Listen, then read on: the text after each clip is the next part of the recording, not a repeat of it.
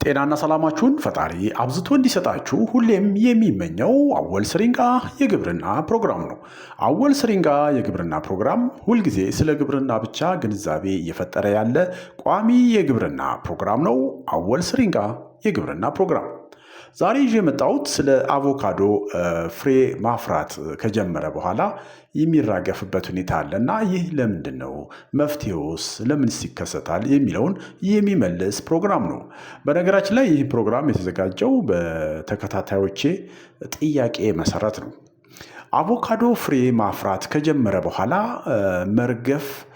መራገፍ በብዙ ገበሬዎች ዘንድ የሚያጋጥም ችግር ነው። ይህ ለምንድን ነው የሚሆነው? መፍትሄውስ ምንድን ነው የሚለውን ይመልሳል።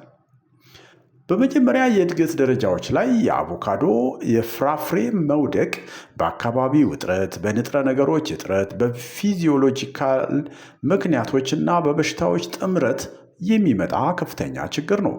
ፍራፍሬ ከተሰበሰበ በኋላ ባሉት የመጀመሪያዎቹ 5 ሳምንታት ውስጥ የሚከሰተው ቀደም ብሎ መውደቅ ብዙውን ጊዜ ተፈጥሯዊ ራስን የማቅለል ሂደትም ሊከሰት ይችላል። በኋላ እመጣበታለሁ። ስለዚህ ነገር ግን በሀገራችን ውስጥ ባሉ ልዩ የአየር ንብረት እና የአያያዝ ሁኔታዎች ላይ በእጅጉ ይባባሳል። ስለሆነም የአቮካዶ በመጀመሪያው የእድገት ደረጃ ላይ መውደቅ ዋነኛ ምክንያት የሚባሉትን ከዚህ በታች ዘርዘር አድርገን እናያለን። ወጥነት የሌለው ዝናብ እና የውሃ ውጥረት ወይም ደግሞ ይሄ ወጥነት የሌለው ዝናብ ማለት ኢራቲክ ሬንፎል የምንለው ነው። አንዴ ከፍ አንዴ ዝቅ ያለ፣ አንዴ ትንሽ አንዴ ብዙ፣ እንደዛ እንደማለት ነው። ሌላው ደግሞ የውሃ ውጥረት ነው። ይሄ ውሃ ውጥረት እንግዲህ በሁለት ነገር ይከሰታል። አንድ በውሃ መብዛት ሊከሰት ይችላል። ሌላው ደግሞ በውሃ እጦት፣ በውሃ መጥፋት ማለት ነው። ይሄም ራሱን የቻለ በተክሎች ላይ ውጥረት ይፈጥራል ወይም ስትረስ ይፈጥራል። የሀገራችን ግብርና በአብዛኛው በዝናብ የሚተዳደር ሲሆን ይህም በደረቁ ወቅቶች ወይም በከባድ ዝናብ ወቅት የውሃ መቆራረጥን ያስከትላል። ሁለቱም ምክንያቶች ውሃ ሲጠፋም ሲበዛም ማለት ነው። በሁለቱም ምክንያቶች ዛፉ የፍራፍሬ ፍሬዎችን እንዲያራግፍ ሊያደርግ ይችላል። አቮካዶ ለውሃ መለዋወጥ ሲጋለጥ የችግሩ ተጋላጭነት የበለጠ ይሆናል። ፍሬ በሚይዝበት ወቅት የአፈር እርጥበት በከፍተኛ ሁኔታ ከቀነሰ ዛፉ ራሱን ለመከላከል ሲል ፍሬዎችን ያራግፋል።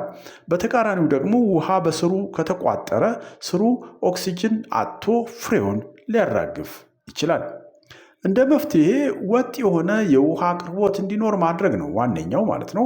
በተለይ ፍሬው በሚያብብበትና በሚይዝበት ወቅት መሬቱ መድረቅም ሆነ ውሃ መብዛት የለበትም። የሙቀት መጠን መለዋወጥ ከፍተኛ ሙቀት ማለትም ከ35 ዲግሪ ሴንቲግሬድ በላይ ሲሆንና አልፎ አልፎ በረዶ ወይም ድንገተኛ ቅዝቃዜ ሲከሰት የፊዚዮሎጂ ውጥረትን ያስከትላል። ይህም ወደ ፍራፍሬ ማራገፍ ሊያመራ ይችላል። እንደ መፍትሄ በዛፉ ዙሪያ አፈር እንዳይደርቅና ሙቀት እንዲቋቋም መልቺንግን ወይም ደግሞ በደረቅ ሳር ወይም ቅጠል ስሩን በመሸፈን መጠቀም ይመከራል። ኃይለኛ ንፋስ ሲኖር በንፋስ የሚመጣ ውጥረት ወጣት ፍራፍሬዎችንና አበቦችን ማጥፋት ሊያስከትል ይችላል። እንዲሁም የአበባ ዘር ስርጭትንም አሉታዊ ተጽዕኖ ያሳድራል። ለዚህ እንደ መፍትሄ አንዳንድ ቦታዎች እንደ ዊንድ ብሬክ ወይም ደግሞ የንፋስ መከላከያ መንገዶችን ይጠቀማሉ እና ይህን ማየት ይመከራል። አስፈላጊ የሆኑ የንጥረ ነገር እጥረት ለምሳሌ እንደ ቦሮን፣ ካልሽየም፣ ናይትሮጅን የመሳሰሉት ማለት ነው። ስለሆነም የአስፈላጊ የሆኑ የንጥረ ነገር እጥረት ሲገጥመው ማለት ነው የቦሮን እጥረት ለምሳሌ ለሴል ክፍፍልና የአበባ ዱቄት ቱቦ እድገት አስፈላጊ ነው። የካልሽየም፣ የዚንክ፣ የናይትሮጅን እና የፖታሲየም እጥረት ሲከሰት የፍራፍሬ መራገፍ መጀመሪያ ላይ እንዲከሰት ከሚያደርጉ ዋና ዋና ምክንያቶች ናቸው። ስለሆነም ዝቅተኛ የአፈር ለምነት፣ ተገቢ የማዳበሪያ አጠቃቀም አለመኖር ዛፎች ትልልቅ የፍራፍሬ ስብስብ እንዳይኖራቸው ያደርጋል። እንደ መፍትሄ እንግዲህ ምንድነው ፍሬ ከመያዙ በፊትና ፍሬ ከያዘ በኋላ ተገቢውን የተፈጥሮ ማዳበሪያ እንደ ኮምፖስት ሊሆን ይችላል ወይም ደግሞ እንትኑን ተፈጥሮ ወይም ደግሞ እንደ አስፈላጊነቱ የኬሚካል ማዳበሪያዎችን በመጠቀም ችግሩን መቀነስ ይቻላል። ተፈጥሯዊ ራስን ማቃለል ይሄ በራሱ ሰብሉ በተፈጥሮ የሚከሰት እንትን ነው። የአቮካዶ ዛፎች በተፈጥሮ ከሚችሉት በላይ ብዙ አበቦችን ያመርታሉ። ዛፉ ሁሉንም አበቦች ወደ ፍሬ ቀይሮ የመሸከም አቅም ስለሌለው ከመጠን በላይ የሆኑትን ፍራፍሬዎች በተፈጥሮ ያራግፋል። በተለይ ዛፉ ወጣት ከሆነ ብዙውን ጊዜ ችግሩ ይባባሳል። ለዚህ እንደ መፍትሄ እንግዲህ ይሄ ተፈጥሯዊ ስለሆነ ብዙ ሊያስጨንቀን አይገባም። ነገር ግን ዛፉ የተመጣጠነ ንጥረ ነገር ካገኘ ብዙ ፍሬ መሸከም ይችላል፣ አቅም ይኖረዋል ማለት ነው። ሌላው ለውሃና የንጥረ ነገር ውድድር ሲኖር ነው። ጠንካራ የእጽዋት እድገት በተለይ አዲስ ቡቃያዎች ከአዲስ ከተዘጋጁ ፍራፍሬዎች ጋር ለካርቦሃይድሬት ይወዳደራሉ። ይህም የፍራፍሬውን ድርቀትና መውደቅ ያስከትላል። ይሄ ያው ኮምፒቲሽን ይኖራል ነው። ይሄ እንግዲህ አንዳንዴ ፍራፍሬው ዴቨሎፕ በሚደረግበት ሰዓት እና ሌሎች አዳዲስ ደግሞ ቡቃያ የሚወጡ አሉ። እነዚህ ሰብሉ እንትን ለሚያቀርበው ካርቦሃይድሬት የመወዳደር ባህሪ አለ። ይሄ ተፈጥሯዊ እንትን ነው የሚሆነው እና ይሄንን ያው ባለው እንትን መከታተል ነው የሚያዋጣው ማለት ነው። ሌላ በቂ ያልሆነ የአበባ ዱቄት ሲከሰት ነው። ይሄ በአበባ ወቅት ለንቦች መጥፎ የአየር ሁኔታ ሲኖር ያልተዳቀሉ ወይም በደንብ ያልዳበሩ የፍራፍሬ አይነቶችን ያስከትላል። እነዚህም በመጀመሪያው ሳምንት ውስጥ ሊራገፉ ይችላሉ።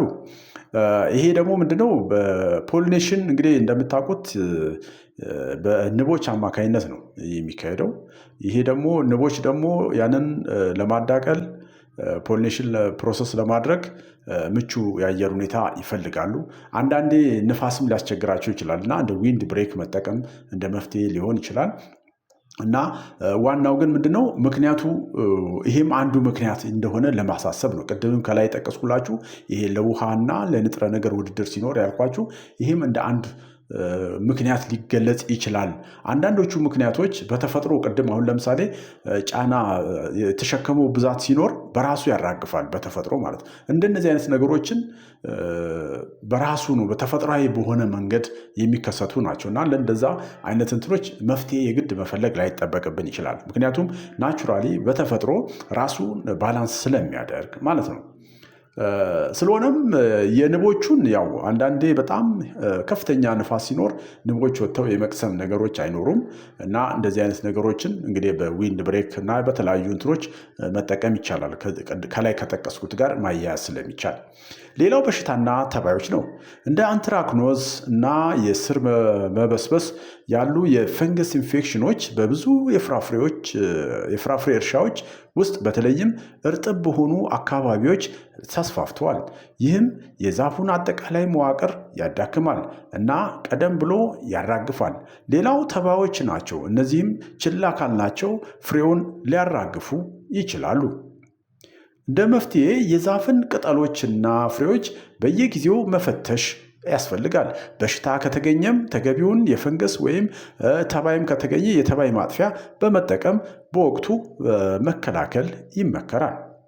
እንደ አጠቃላይ የአቮካዶ ዛፍ ፍሬ እንዳያራግፍ ወጥ የሆነ ውሃ እንዲያገኝ ማድረግ፣ ስሩን በደረቅ ቅጠል ወይም በመልች መሸፈን እና የተመጣጠነ ንጥረ ነገር ማግኘቱን ማረጋገጡ ወሳኝ ነው ይላል።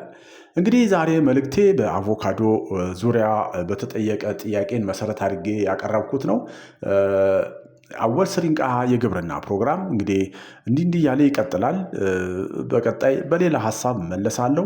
ጥያቄዎች ካሏችሁ ከስልክ ይልቅ በምታዩት ቪዲዮ በኮሜንት ስር አስቀምጡ።